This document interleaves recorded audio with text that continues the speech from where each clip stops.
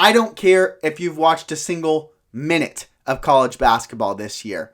If you follow these 5 tips that we're going to break down in this video, you're going to find yourself near the top or at the very top and winning your bracket pool that you submit this year. Hi everybody, welcome to Inside the Canyon. This is March. Today we're going to be breaking down 5 tips for winning your bracket pool. Without further ado, let's go ahead and dive into the first tip in winning your bracket pool. The first tip in winning your bracket pool is using and understanding KenPom.com. You need to go a level deeper, and that's why our first tip is using and understanding KenPom.com. So you can dive into these individual matchups. You can look at what are the average possession links? What are their efficiencies on offense and defense? How do they match up for each other? Do they like to shoot more threes than twos? What is their 3-point percentage? What is their 2-point percentage? What is their free throw percentage? And on the opposite side, how many threes do they allow in a game? What is their 3-point percentage allowed in a game? What are their bench minutes? What is their experience? Now look, it's a ton of data there, but just diving in and spending 5 minutes, 2 minutes on a game, it's going to put you that much further ahead as Sally and Joe, who are just looking at what are the experts picking on different websites. Go in there, use and understand KenPom.com if you want to win your bracket pool. All right, the second tip for winning your bracket pool: be different and be bold. If you take a look at the most picked champions from last year, swing and a miss. Alabama, Houston, Kansas, Purdue. Go down the list. You cannot think like everybody else. Now, let's get this straight. Picking last year's Final Four that featured no 1 seeds, no 2 seeds, no 3 seeds for that matter, it was a bit of an outlier. But that can happen any year. You have to be different and you have to be bold. If everyone has UConn, if everyone has Purdue, they're going to get the exact same amount of points that you do in your bracket pool. You have to think outside the box. If you're going to pick UConn to go all the way, pick a unique team to play them in the national championship and a couple others to make the Final Four. Find a way to differentiate yourself. Take a look at the paths and get creative. Be different. Take risks. That's the only way you're going to win your bracket pool. Number 3, utilize Vegas odds. This is probably the most simple and easy one if you're going to do anything out of these 5 to help you win your bracket pool. Gambling has absolutely erupted across the United States. There are odds out there for who is going to win the South, who is going to win the Midwest, who is going to win each and every region. What are their odds to make the Sweet 16? What are the odds to make the Final Four? There are point spreads for each game, like in this VCU St. Mary's game.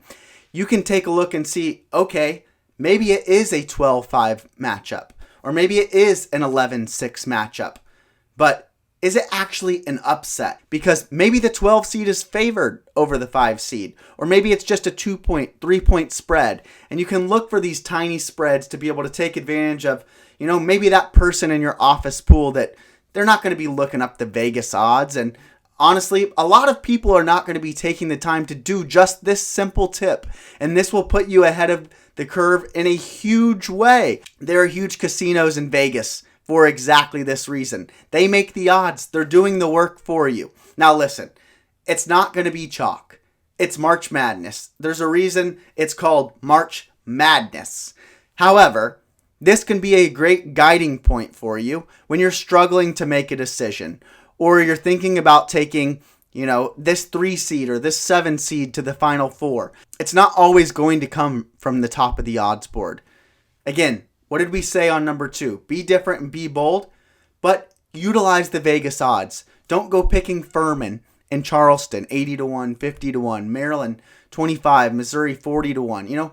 Think about it. Look for your points of leverage. Take a look at the odds and see where's an opportunity for you to make a bold statement utilizing these Vegas odds. All right, our 4th tip, backing teams with elite guards. Now you go back each year and take a look at the Final Four teams. They are going to be loaded with talented guards. It is very rare that you see a team riding a big man all the way to the Final Four and eventually a national championship. Most of these teams not only have one stellar guard, but multiple stellar guards. A added bonus is, can the guards on the team shoot threes? Because in March, it's 40 minutes and anything can happen. And if you can have an electric guard like this on your team, there's a very good chance they're going to go a long way. You take a look at some of the guards that are in this graphic. Colin Gillespie, Shabazz Napier, Caleb Love, Cassius Winston, Carson Edwards, Bryce Brown. These are guards that carried their teams through March. And this is just a list that I picked. I mean, there are hundreds of guards out there if you go back and look at the history. UCLA was an 11 seed just a couple of years ago, and they rode a plethora of guards from the play-in tournament game all the way to being shocked by Jalen Suggs. Don't get caught up in the 7'5" center or a team that's just incredible at offensive rebounding or defense or whatever it is. Offense is winning right now in college basketball, and it has historically helped carry teams to the Final Four.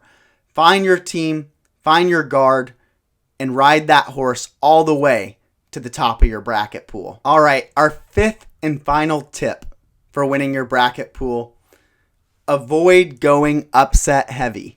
The biggest mistake that people make is going upset heavy. Double-digit seeds, they do reach the second weekend, but it's often only one or two that even make it. The 16 seeds have won twice in 152 times. Only 4 number 15 seeds have advanced to the Sweet 16. Now, 12 seeds, at least one of them, have won 32 of the last 38 years in the opening round. But take a look. As the bracket narrows down, as we go from the first to the second round, to the next weekend, to the Sweet 16 and Elite 8, and eventually formulating our Final Four, these upsets by seeds start to completely compress. So be very careful and thoughtful as to who you're picking to go into those next rounds. And don't go crazy over the average. Take a look at these averages and think about, when I'm making my bracket, maybe this year's a little bit of a crazier year, and you want to go a little bit over the average. That's totally fine. But it's probably not best to pick 10 second round upsets when the most ever has been 6 in a previous year. Don't go crazy. Don't go upset heavy. The other people in your bracket pool are going to do this. I promise you they will make this mistake. Don't make the same mistake as them. This is a huge chance for you to make up points. And sometimes, y'all, chalk wins. There's a reason these teams are favored. There's a reason they are the better seed. Just because it can be fun to pick the upsets doesn't mean your whole bracket needs to be littered with them. All right, everyone. These are our 5 tips for winning your bracket pool.